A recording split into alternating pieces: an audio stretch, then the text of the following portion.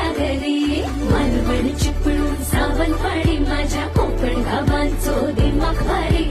दिसते भारी गणपतीची स्वारी माझ्या कोकणा वाटे तुम्ही वळवा गाडी. धमाधमान हाका गाडी माझ्या कोकणचो रस्ता